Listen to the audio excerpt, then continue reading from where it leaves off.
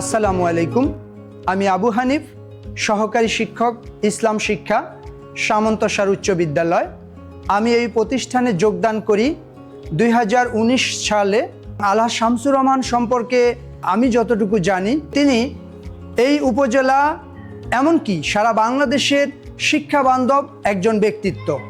তিনি শিক্ষা নিয়ে জীবিত থাকাকালীন সর্বসময় কাজ করেছেন এবং এই উপজেলায় সুনামধন্য যতগুলো প্রতিষ্ঠান আছে সেগুলো আলহাজ শামসুর রহমান সাহেব প্রতিষ্ঠা করেছেন, অবদান রেখেছেন। ফাজিল এবং কামিলের পাশাপাশি আমি অনার্স করেছি জাতীয় বিশ্ববিদ্যালয়, সেটা সরকারি শামসুর রহমান কলেজ থেকে 2009-10 সেশন।